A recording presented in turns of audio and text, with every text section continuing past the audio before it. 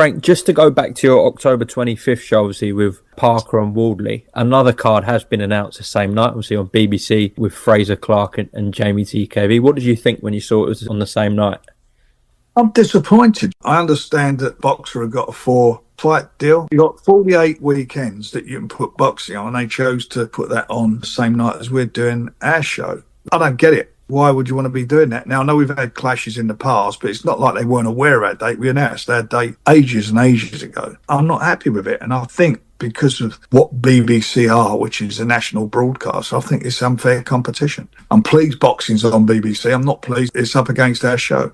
It's a British title fight. We know what it is. I mean, in Fabio, you've got the guy who's had a spectacular knockout against Fraser Clark, or like Fraser, and you've got the guy that David Adelaide beat, CKD. It's levels. It's all about levels. And as you started off saying in the interview, you know, the Parker and Wardley fight are totally different levels. When you've got a platform, you've got plenty of dates, and you've got BBC 1, 2, 3, 4, and their streaming service. It just seems to me pretty stupid to be doing this. But I think we've worked out, it's funny, it's taken all this time for most of the promoters to be under one umbrella, and it stops a lot of clashes. And there you go, the first time up there, 20 years since they've done anything in boxing, and they come back and do this. It's a bit stupid.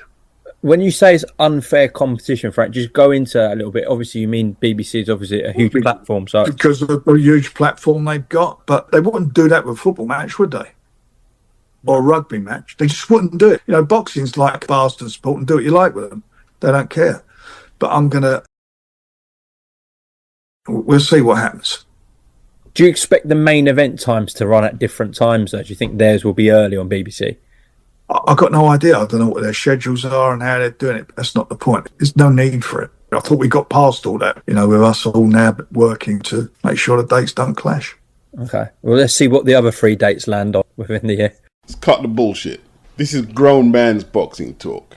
We do ironclad receipts. We do bulletproof opinions based on the history between Frank and Ben Shalom. When Frank, Eddie Hearn, and Ben Shalom were all on the stage, Chris EUBANK was fighting Zerameta. Ben shoved Uncle Frank out the way to get his photo opportunity because he thought Frank was cock blocking. This was on the undercard of Beterbiev Bivol 1, and they've had words back and forth since.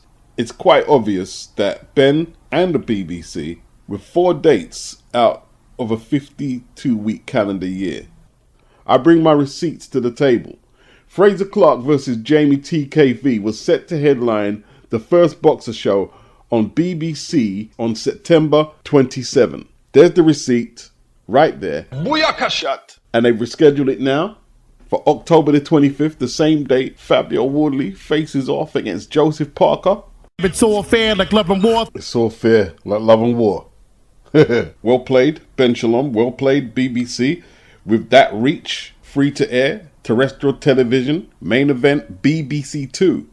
They're going to murder DAZN and Frank Warren that night. The guy murder them. In a competition, a guy murder them. It's a massacre. They're going to deliberately set this up as a clash. BBC versus DAZN, Wardley versus Parker on pay-per-view, 200k if they're lucky. In this climate, they're charging £25. TKV versus Clark. Watch the undercard on the iPlayer. Main event on BBC 2. Hey, it's different from the days when EUBANK and Ben, the seniors, were fighting and they were doing 16 odd million and McGuigan was doing similar numbers because there's way more content to compete with now. There's no reason they couldn't do 5 million viewers if they promote it properly. You know what the messed up thing is? If you don't have a license, it's easy to access the main event on BBC 2 because lots of people watch television without a license. But you try and access the iPlayer, it's a lot more difficult. And that's where the undercard is. The undercard's probably going to be whack because they ain't got no budget. But we'll see. But I heard Fraser Clark and TKV were going to come out at 9. Fabio and Parker will come out at 10. But Frank said he hasn't heard anything. But it's still a juggling act, isn't it? Still a juggling act, which I don't really want to do. I want to see both fights live. Frank saying it's unfair competition. Of course it's unfair competition. You're going on pay-per-view on an app that a fraction of the UK have. BBC is one of the biggest broadcasting brands in the world. Accessible in how many countries? How many people have an iPlayer or access to BBC 2 globally compared to how many have DAZN? you're getting buried. Frank doing the damage control that Fraser had to go see the way Fabio punched his head in. Yeah, fair enough. And then as for TKV getting beaten by Adelaide, he got the W. But there's more to it than that, really, isn't there? Although BBC is not really free to air. Let's keep it real. I paid the TV license. Nah, it's not free to air. Frank said his fight is levels above Ben Shalom's fight. But most of the people who are going to be watching BBC 2 that night are going to be what they call casuals. I don't like that term. Do you think they really care when they're watching the British title for free? And I think they're going to put the chief support on BBC 2 as well. Do you think they're going to care? Better yet, do you think they're even going to know the difference that one is world class and one is not? Most of them won't. And the ones who do, because boxing is a niche sport, are proper boxing fans. So they'll probably either have the zone or they have plans to watch it illegally. Fire stick or some illegal stream. But nevertheless, Frank and the zone are getting ganked point blank. It's me you need to thank that you're only getting ganked point blank. But we'll see what happens.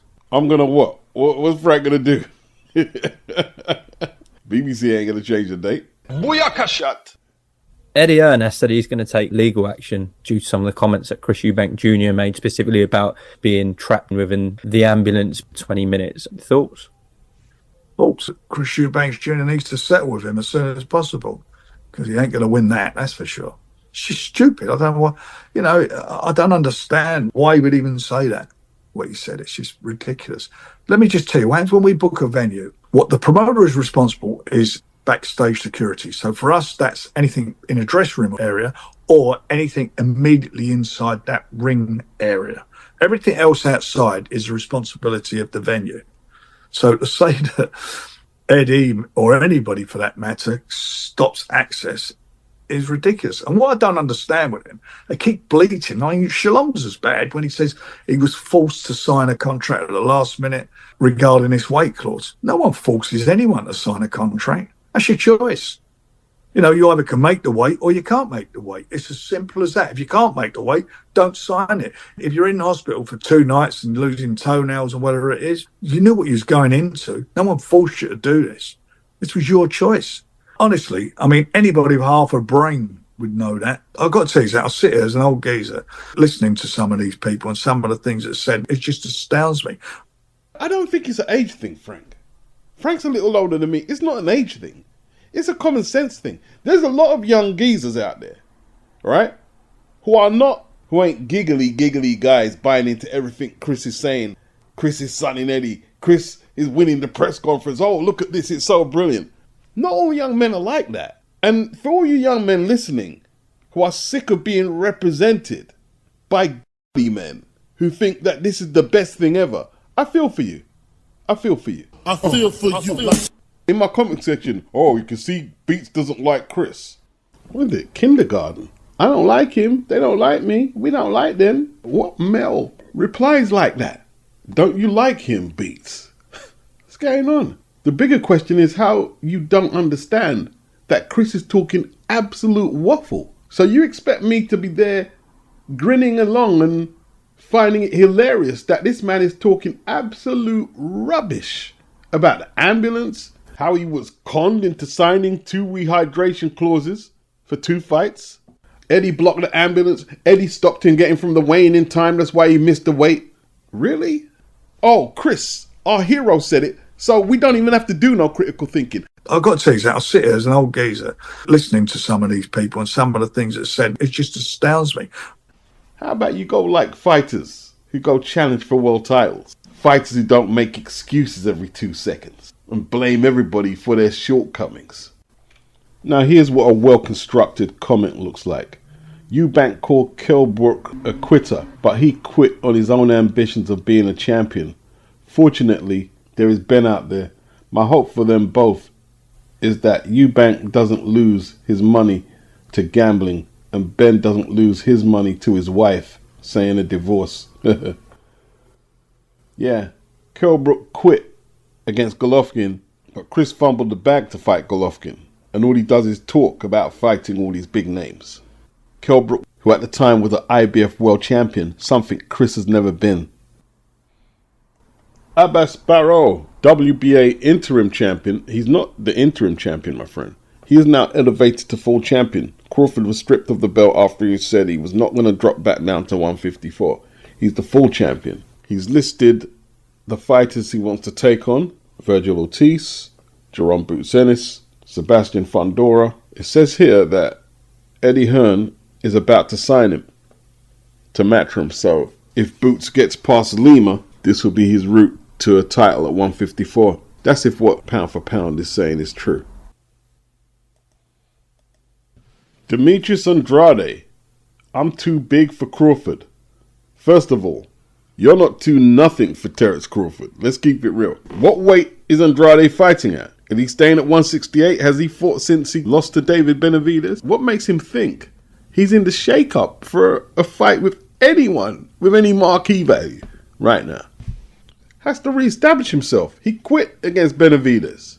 I mean, the second phase of his career, it hasn't been enjoyable. And this was a guy who I had hopes for at one stage, man. But first he ducked Johnny Beck, his mandatory at 160. Gave up his belt to avoid Johnny Beck. Then Frank Warren won that purse bid against MATCHROOM at 168 for him to fight Zach Parker for the vacant WBO strap. Frank won it. Demetrius pulled out like some fake injury and was looking for other options. Then the fight went back to a purse bid again.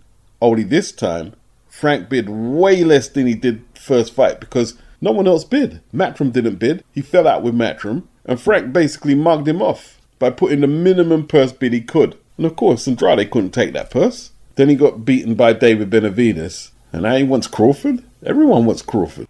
How about take a couple of fights and get yourself ranked in one of the sanctioning bodies for a start? My Lord, Demetrius. This one here, though, not such a hot take for Ben Shalom at all.